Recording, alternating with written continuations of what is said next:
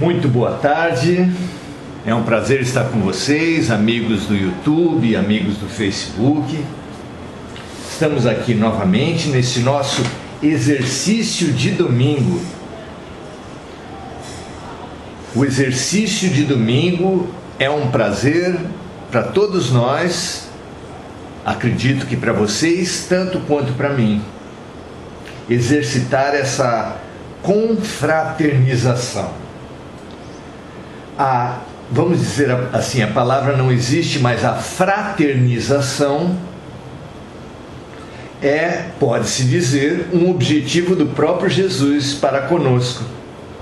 Quando ele nos ensina a dizer Pai Nosso, ele quer nos tornar, ele quer nos conscientizar da nossa posição de irmãos. Então, a fraternização, fraternizemo-nos. Mas como a fraternização é mútua, de vocês para mim e de mim para vocês, chama-se uma confraternização. E isso nos dá muita alegria, porque confraternização é uma festa. Em meio às muitas mortes, às tensões, às corrupções, tanto dos empresários e dos políticos, quanto de profissionais que alguns deles segregam, negam, fingem a própria vacina, possivelmente com fins de desvio. Então, em meio a tanta sombra da terra, nós precisamos de alegria. Numa passagem pouco explorada do Evangelho, Jesus nos conclama: alegrai-vos, brilhe a vossa luz. Pode parecer loucura para alguns, mas não tem nada mais importante nos nossos tempos do que nos confraternizarmos, festejarmos, agradecermos a vida, a amizade, os parentes, mas também as adversidades, as dificuldades, agradecer as próprias dores, as próprias mortes, na certeza de que mesmo os remédios amargos, tudo no hospital de Deus, a terra, é terapêutico. E o que há de mais esperançoso e auspicioso para o doente do que a certeza que está recebendo a mais exata terapia para esse momento da sua vida, para a sua doença, para o seu momento, na dose certa, na forma certa. A fé dá alegria. A fé raciocinada que nós temos nos propôs, que Kardec nos propôs, é uma fé que nos dá muita alegria, exatamente por sabermos que tudo é exato no projeto de Deus. Tudo é terapêutico, tudo é exato, no momento certo, na dose certa, as relações mais propícias, as dores mais propícias, as aparentes adversidades as mais propícias, como remédios amargos, que amargam, mas curam, se nós deixarmos. E nós, hoje, estamos dizendo para o médico, para o melhor médico do mundo, para o melhor mestre do mundo, Jesus Cristo, que nós estamos à disposição, que nós confiamos no médico e nós confiamos no professor. Assim seja essa profissão de fé, essa declaração de amor à vida, ao bem, a Jesus e a Deus, nós precisamos realizar todos os dias, na forma de agradecimento. Agradecimento à vida, aos amigos, aos parentes, mas também às dificuldades, às dores, aos adversários, às sombras, porque tudo é pedagógico e tudo é terapêutico. E só nos cabe crer, confiar na pedagogia e na terapêutica de Deus e participarmos, colaborarmos com o mestre e com o professor perfeitos, não é? Que essa profissão de fé, que essa confiança seja a oração de abertura dos nossos trabalhos. Pois é com essa confiança, com essa esperança, com essa certeza que nós atravessaremos com mais resistência, com mais lucidez, com muito mais boa vontade as dificuldades de hoje e as dificuldades que certamente virão para todos nós, ainda nesses tempos difíceis da transição planetária. Vamos lá? Hoje nós viemos falar sobre justiça.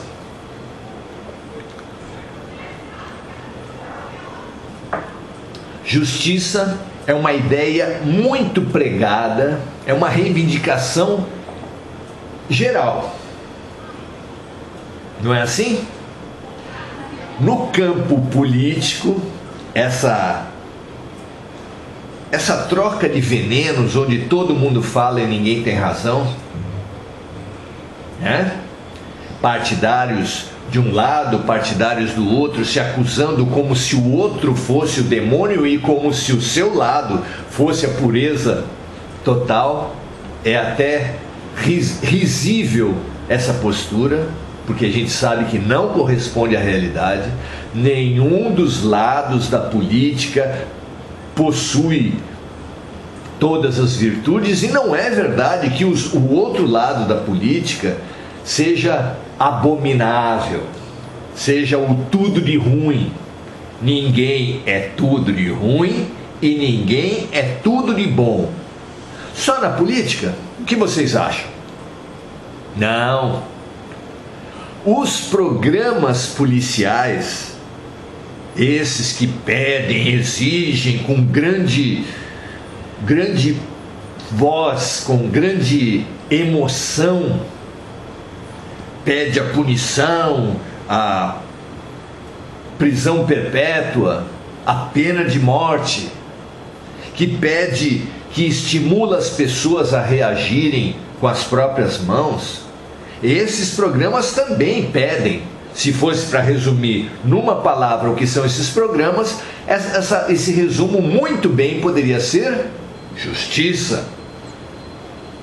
Então, na política, nos meios de comunicação, no trânsito, o que os motoristas revoltados do trânsito, que somos praticamente todos nós, o que nós mais pedimos, senão justiça? Nas relações conjugais, por todo lado, nós queremos e ansiamos por justiça.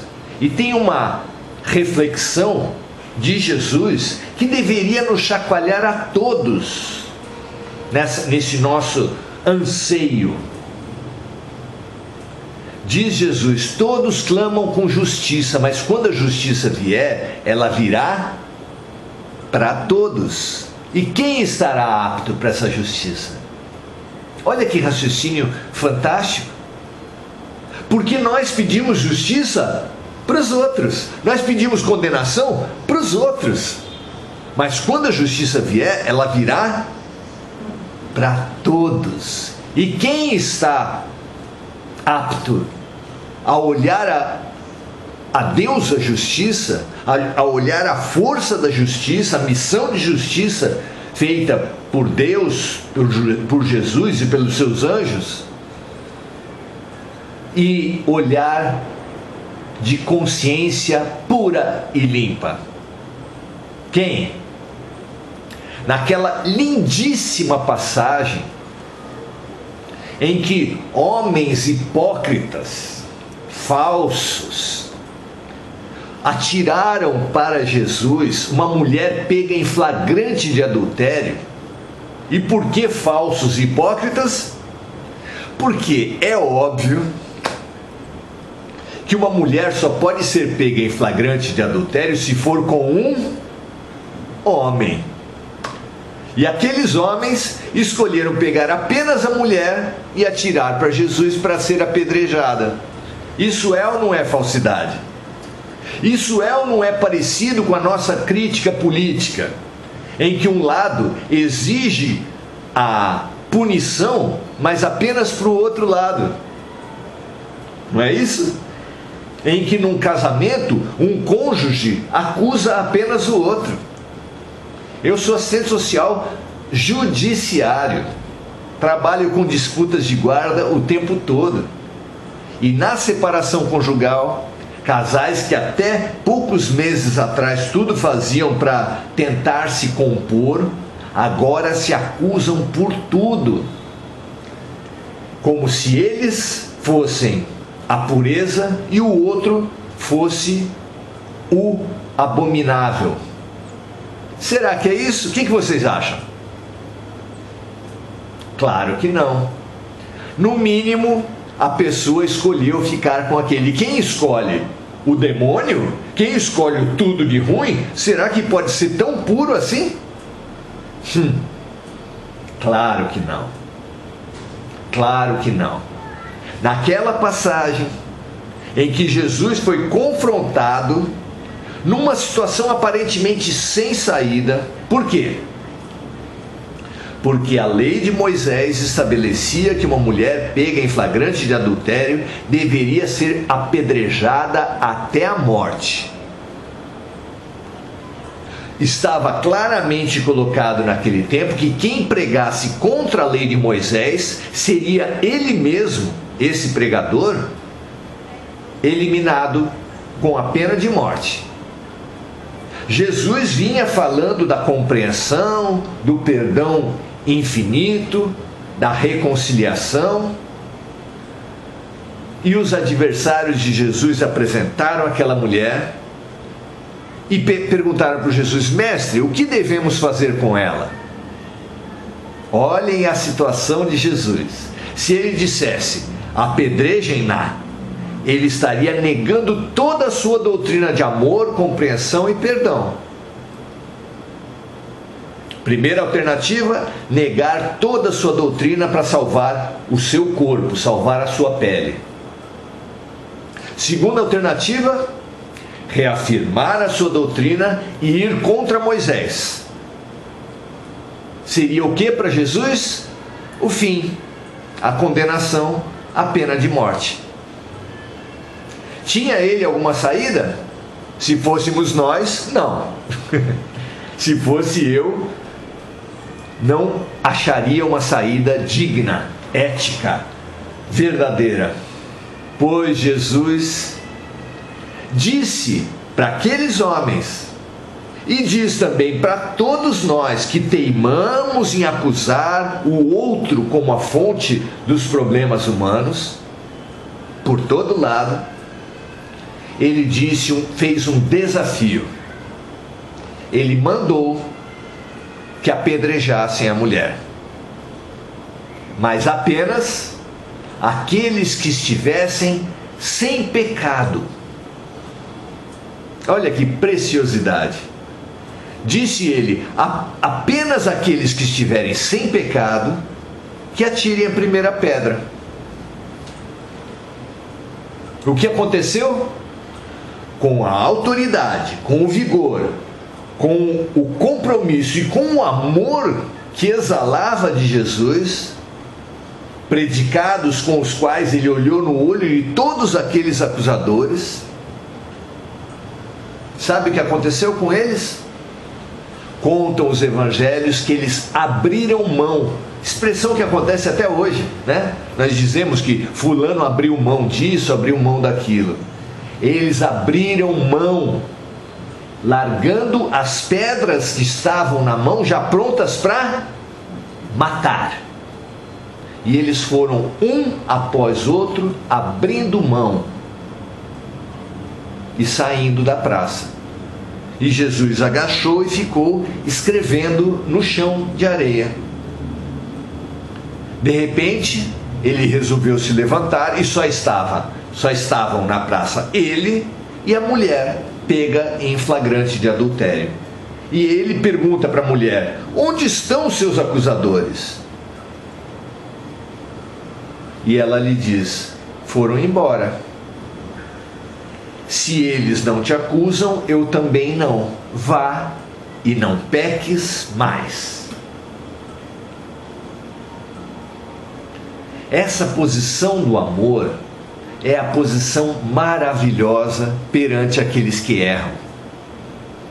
O amor não quer vingança. O amor não quer impingir sofrimento, porque o amor sabe que o sofrimento e a vingança não melhoram ninguém. O amor quer apenas a melhoria. Pense, você que é mãe, você que é pai, você que é avó. Se o seu filho, seu neto, seu sobrinho errasse muito, o que você faria? Encobriria o erro? Acobertaria o criminoso? Claro que não. Você faria tudo para ele cumprir a lei dos homens, mas acima de tudo, cumprir a lei dos homens de uma forma que o levasse a uma autorrevisão, a uma autotransformação, uma tomada de consciência. A uma tomada de consciência. Isso é o que o amor mais quer, o que nós queremos dos nossos errados aos quais amamos. Nós queremos que eles cumpram, assumam a consequência dos seus erros, mas que nesse processo não seja uma vingança, não seja uma dor pela dor, uma punição pela punição, mas seja um momento de introspecção, de reflexão e de autorreprogramação. Não é isso mesmo, meus amigos? Ou vocês acham que o filho de vocês não vai errar nunca? Alguém acha aí? Ah, meu filho nunca vai errar. Meu neto nunca vai cometer um engano. Meu sobrinho. Alguém pode pensar isso? Claro que não. Então, nós precisamos e pedimos, diante dos erros dos nossos queridos, que eles cumpram o que o mundo impuser para ele, o que a lei dos homens impuser para ele, mas que eles, em obediência à lei de Deus, que é a lei do amor, eles se reconciliem, eles se arrependam, eles se auto-perdoem e eles se transformem para nunca mais errar, pelo menos daquela maneira. É isso que o amor quer. Agora, dessa certeza, surge a pergunta: se nós queremos isso para os nossos amores, para os nossos filhos, sobrinhos, netos, por que não nos aferramos a esse princípio amável, a esse princípio amoroso para com os filhos, netos e sobrinhos dos outros? Os corruptos do lado que nós defendemos na política, a gente quer que eles, ou os mais lúcidos de nós, os menos apaixonados, os menos fanáticos, queremos que eles paguem pelos erros que fizeram e se reformulem, se readequem. Os corruptos da nossa religião, nós queremos a mesma coisa, que eles paguem pelos erros, mas que eles se transformem, caiam em si, se reformulem. E mais do que todos, os errados das nossas famílias, nós queremos isso, a regeneração. Pois a etapa que o mundo está indo é essa. Nós estamos indo para a regeneração.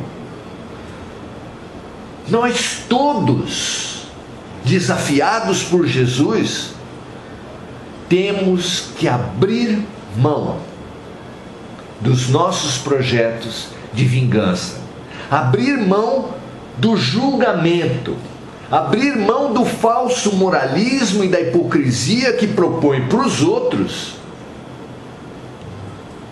punições que nós mesmos não estamos nem 1 milímetro dispostos a receber. Como se o erro fosse dos outros e nós não estivéssemos sem pecado. Precisamos abrir mão do julgamento. Alguém aí está pronto a abrir mão do julgamento? O que vocês acham? O julgamento é um paradigma, é uma instituição humana que está enraizado em todos nós. Esse enraizamento do julgamento, apesar de Moisés já ter proposto não julgarás, e apesar de Jesus ter confirmado toda a lei de Moisés e ter pregado a compreensão, a reconciliação, o perdão, o não julgamento, nós todos que nos dizemos seguidores do Velho Testamento e seguidores do Novo Testamento, continuamos julgando e exigindo justiça. Que justiça é essa que nós estamos querendo seguir? Há duas justiças segundo o dicionário. Primeiro, a justiça dos tribunais, aquela justiça que investiga, acusa, julga e pune. Essa justiça precisa ser percebida, estudada por todos nós, porque ela não está apenas na polícia, no promotor, no juiz e no carcereiro. Não, ela não está só lá fora. Essas instituições refletem o que todos nós fazemos por todo lugar, como nós já citamos aqui, no trânsito, no casamento, na família, na política. Nós somos policiais não fardados. Nós somos promotores sem cargo, nós somos juízes sem toga, nós somos carcereiros que aprisionamos e punimos todos por aí afora. É ou não é? Bateu o carro na esquina, a primeira pergunta que um faz ao outro é: quem é o culpado? Quando dois amigos se separam num casamento, a pergunta é a mesma. O tempo todo nós julgamos. E se quem investigar a instituição do julgamento, investigação, acusação, julgamento e punição, vai perceber desde as penitenciárias até as práticas mais comuns das nossas relações, que o julgamento e a punição não melhoram ninguém. Quem aí achar que as nossas penitenciárias são realmente reeducativas, regenerativas, que levante a mão, que aponte como é que o programa, eu não estou falando que uma ou outra pessoa consigam por êxito próprio, por conquista própria, se reformularem no sistema penitenciário. Eu estou querendo dizer o sistema, o quanto o sistema penitenciário por si favorece a emancipação e a transformação dos seres. Quem acha que isso acontece como proposta pedagógica e terapêutica? Impossível achar isso. Então, esse sistema de investigação, acusação, julgamento e punição não melhora ninguém. E diante dele, Joana de Ângeles, grande seguidora de Jesus, já naquele tempo ela teve uma encarnação como Joana de Cusa, grande seguidora de Jesus, depois veio reencarnando em várias Joanas e veio como Joana de Ângeles, a guia espiritual de Divaldo Pereira Franco. Ela nos propõe a transformação desse paradigma.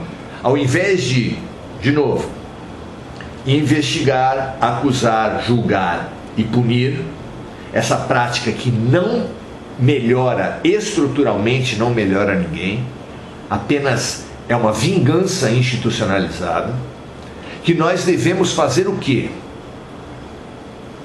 Observar, analisar, avaliar os fatos e nos transformar.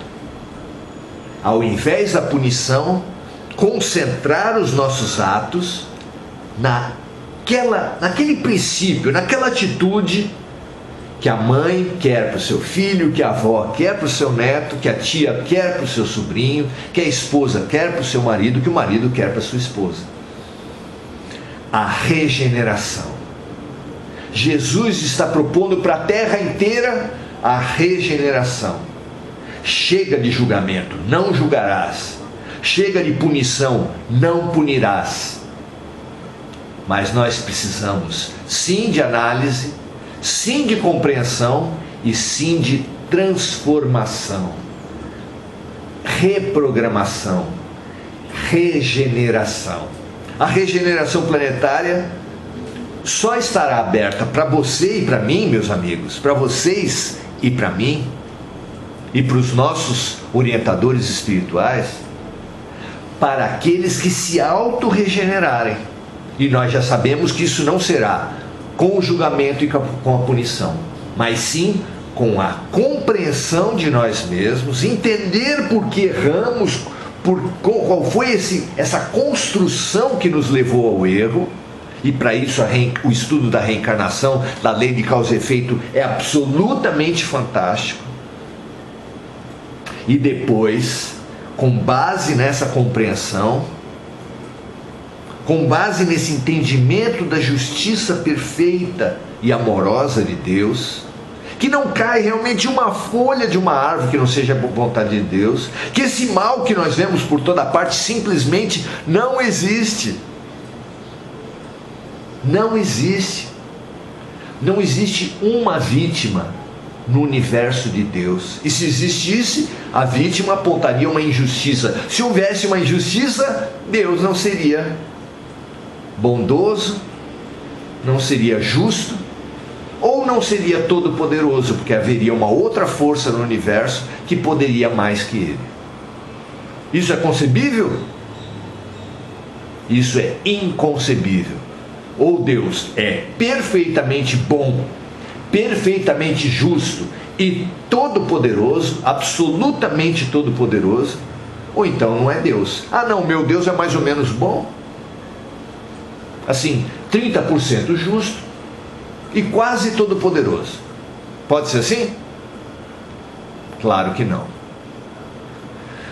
Para nós entendermos, aceitarmos que nada existe por acaso, que nada existe injusto, que nos cabe acolher as vítimas e ajudar na terapêutica dos errados, simbolizado na fala de Jesus, vá e não peques mais. É isso que nós devemos não apenas falar, mas investir em todos aqueles que errarem, em nós mesmos quando errarmos. Quando errarmos, nós precisamos ressarcir, nós precisamos recolher e indenizar os prejudicados, mas devemos não errar de novo. É claro, vá e não peques mais. É isso que nós devemos à nossa consciência, é isso que nós devemos a Jesus.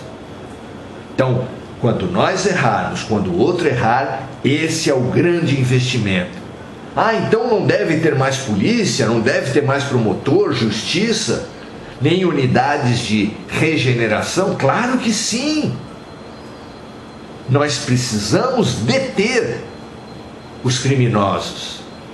Nós precisamos avaliar as situações deles e ter centros de investimento poderosos para transformar essas pessoas. Eu vou sair um minutinho para colocar, porque a bateria está acabando.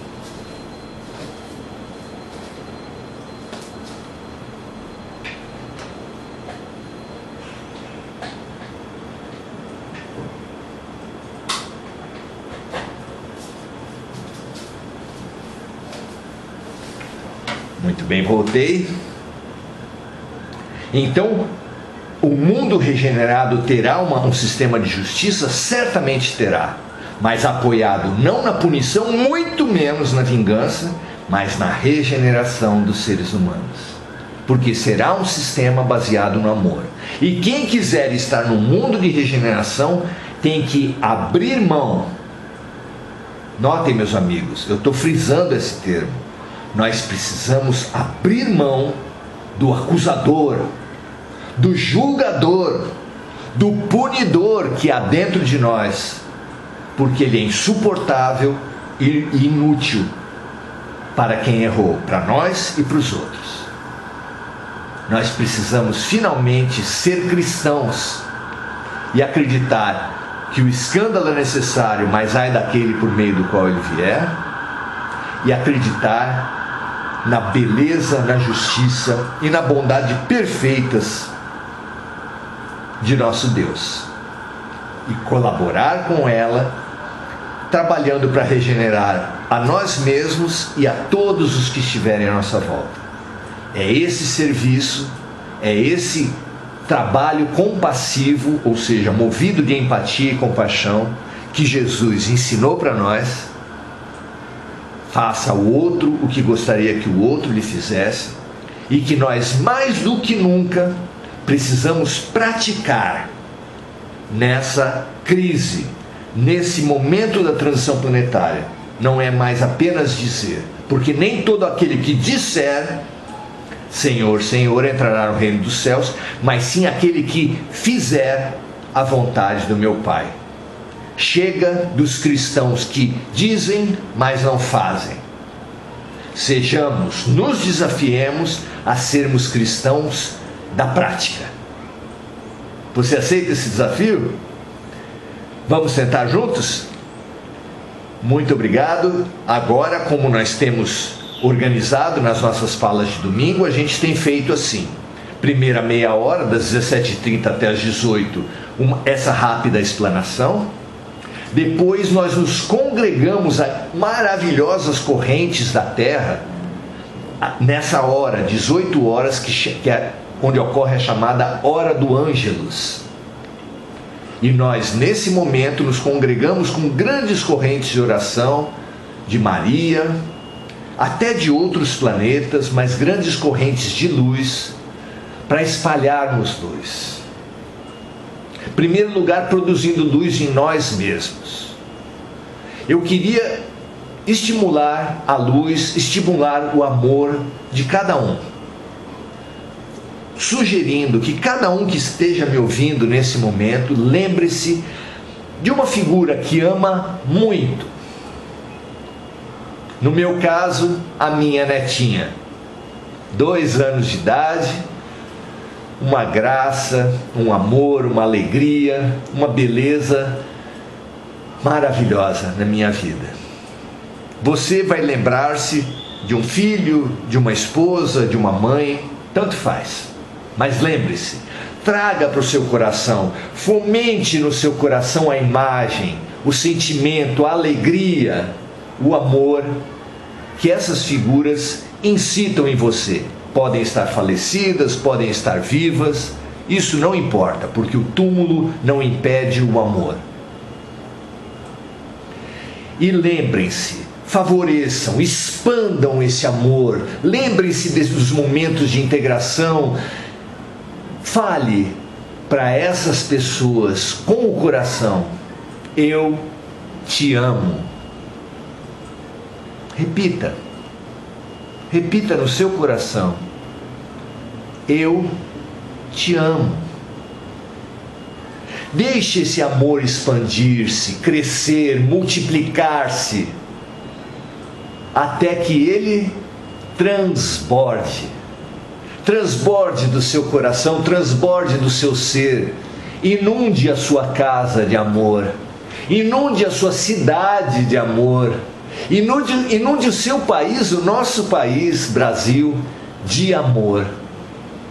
Porque o amor cobre a multidão dos pecados, e esse amor aqui se acumulando numa penitenciária, ali numa Câmara de Vereadores, numa Câmara de Deputados, num Congresso Nacional, ali no gabinete dos prefeitos, dos governadores, do presidente, dos ministros.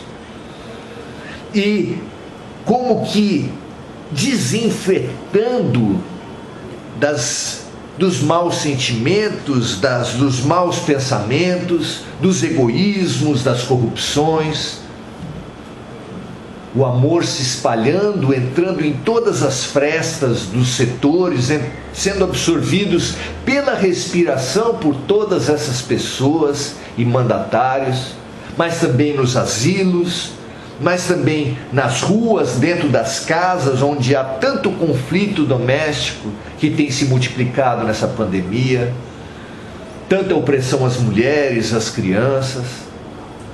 Tira, amor, tira, limpa, dissolve esses nódulos de sombra e de ódio, de rancor e de vingança que fazem os nossos lares, o nosso país e o nosso mundo terem momentos tão sombrios, porque o nosso amor vai transbordar também do Brasil. E transbordando do Brasil, nós como olhando da terra, aquele olhar, aquela imagem da terra que os astronautas nos trouxeram, nós vamos ver o nosso amor transbordar do Brasil para a América do Sul, para as outras Américas, e inundar também a África, a Europa, a Ásia, a Oceania, e inundar também todos os mares e toda a atmosfera, sendo absorvido esse nosso amor por toda a criação de Deus, os minerais, a água, os vegetais da terra e do mar, os animais de dentro da terra, de sobre a terra, do mar e do ar, os visíveis e os invisíveis, e os seres humanos, também os visíveis e os invisíveis, ou seja, toda a criação de Deus. Receba esse nosso amor, que um amor que purifique, que inunde, que lucidifique todos os seres, que encoraje a vontade, a boa vontade e a lucidez de todos os seres da terra, para que bem atravessem esses desafios que todos nós, de alguma forma, cada um do seu jeito, está sofrendo nessa transição. Que nós sejamos capazes de purificar, encorajar e dar lucidez para toda a criação de Deus, para todos os irmãos de nosso Senhor Jesus Cristo, para todos os filhos de nossa Mãe Santíssima Maria de Nazaré, para todos os irmãos de Gabriel e de todos os arcanjos que dirigem, que co-dirigem a terra, e todos os missionários de Jesus, todos os mensageiros, todos os obreiros, todos os servos de Deus que atuam, cada um dentro das suas limitações e possibilidades, para o bem na terra. Que eles todos recebam a nossa energia e transformem em remédio aqui, em lição ali, em encorajamento ali, em transformação por todo lado, para o bem e para a luz. Que assim seja. Unamo-nos todos nessa visão da terra toda, banhada de uma energia branca e luminosa, chamada amor. Graças a Deus. Muito bom. Fizemos a nossa... Não basta a gente estudar, precisamos também transformar esse nosso estudo numa prestação de serviços, que serve para nós e para os outros, porque nós somos como o pincel para pintar a parede, primeiro ele pinta a si mesmo. E se tenhamos a certeza que cada vez que nós fizermos uma oração pelo outro, pelo país, pelo planeta, nós antes de tudo estaremos higienizando, revigorando, encorajando a nós mesmos. Que assim seja sempre. Vamos ver o que os amigos trouxeram aqui nos comentários, para a gente fazer sempre aquela troca que é tão rica para todos nós. Eliana Quiodo, Maria José Sobral, nossas grandes amigas, Janete, André Salvatore, Nilza, Marcos, Silvia Martins Leme, muita saudade também, Silvia, Mônica da Silva, sempre lembrando dos amigos, a Mônica. Lembre-se você também, escrevendo o nome ou não, lembre-se no seu coração para que essa luz que nós estamos recebendo transborde realmente para todos os amigos e conhecidos e desconhecidos. A Márcida, a Sônia, a Cássia Roveri, Dalva, Leila Ganem, Mara. É sempre muito bom que a gente consiga fazer essa comunhão, essa troca, essa prestação de serviço. Ana Paula, Edna, Adileia, Leila. Eu vou repetir alguns nomes porque não consigo ter plena certeza de todo mundo que eu já falei.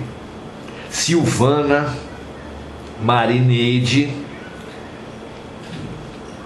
e a contribuição dos amigos. Deixa eu começar a ver aqui. A Márcida nos fala assim: Maurício, sempre falei para meus filhos, prefiro chorar com a verdade do que sorrir com a mentira. Muito bem. O nosso compromisso fundamental é com a verdade, com a bondade, com a justiça, com o amor. Ou seja, amar a Deus sobre todas as coisas. Perfeita a sua colocação, Márcida. A Eliana fala assim: o julgamento ainda faz parte de nossas vidas. Ainda não somos capazes do não julgamento. Aos amigos tudo, aos inimigos a lei. Frase que ficou celebrizada na política, mas que serve para todas as nossas relações, não é? Até vacina as pessoas estão dando aos amigos antes do que é justo e do que é certo. É uma vergonha.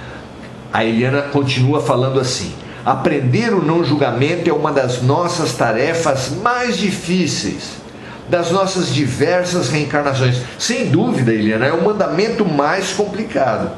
Tomara que possamos realizar essa transformação. Quem compreende, cada milímetro que nós avançarmos na compreensão, nós tiraremos do julgamento. Eu, assistente social, já atendi um pai que estava sendo acusado de espancar o seu filho. E eu perguntei: meu senhor, e ele confessou, ele falou que tinha batido mesmo. E eu perguntei: meu senhor, por que o senhor espancou seu filho? Porque ele fez xixi na cama, respondeu o pai. Mas como assim fez xixi na cama? Foi assim, moço. Ele fez xixi uma vez, eu falei para ele: não faça mais. Ele fez xixi 2 vezes, eu falei para ele: não faça, senão eu vou bater em você. Pois não é que o menino fez xixi na cama de novo? Só para me afrontar? Aí eu tive que bater, e bati sério nele. Vocês entendem o que eu estou falando? Esse pai era incapaz de entender o porquê uma criança faz xixi na cama. Que pressão emocional sobre quem está fazendo xixi na cama não só não melhora, como piora tudo. Pensem nisso que eu falei. Cada milímetro de compreensão que você tiver com relação ao outro, com relação a você, vai esvaziar esse paradigma do julgamento e da punição. É urgente fazermos isso. É isso mesmo, Eliana. Preciosa a sua contribuição. Vamos ver se tem alguma coisa. Ana Isabel: ainda temos muito que aprender. Infelizmente, o julgamento ainda impera no ser humano. E nós não temos que nos julgar contra o nosso julgamento. Nós temos que observar os prejuízos que o julgamento traz nas instituições sociais e nas nossas vidas particulares. Estudemos os prejuízos e nos questionemos: será que existe uma outra maneira de viver? Lembre-se de Joana de Ângeles. Observar, analisar, compreender e se transformar, ao invés de acusar, julgar e punir. Você aceita o desafio? Essa é a questão de hoje. Nós não nos cansamos de oferecer aos amigos os nossos livros. Os que não conhecem saibam que os nossos livros têm toda a sua renda líquida voltada para ações sociais, ou seja, apenas o recurso que é retido é um investimento no próximo livro. O resto, tudo é voltado especialmente para a ONG Fraternidade Sem Fronteiras, mas alguma coisa também foi endereçada para o Sementinha, o projeto fabuloso que o Semente de Luz faz lá na vila em São Vicente, e que faz um trabalho muito interessante, agora prejudicado pela pandemia, mas que você, assim que for possível, vá visitar e conheça, doe as cestas básicas para as famílias, que quase 100 famílias são ajudadas lá nessa região, tá bom? Conheça, participe, doe alimentos. Se você se interessar pelos nossos livros que favorecem o Evangelho no Lar e favorecem meditações diárias sobre os temas do cotidiano com Jesus e também o autoconhecimento e a autotransformação, conheça, pergunte sobre esses livros e a gente vai ter o maior prazer de atender a todos. Muito obrigado por todos, muito obrigado a cada um, e que nós continuemos nesse nosso trabalho de meditação, estudo e prestação de serviço. E os interessados, venham conosco às quintas-feiras na página do Semente de Luz.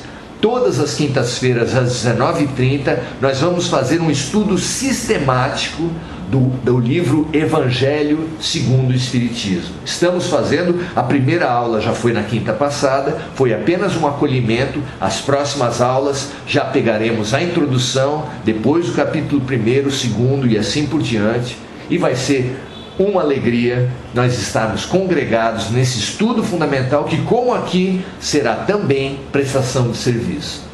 Muito obrigado a todos, ótimo final de domingo e até a próxima. Tchau, tchau.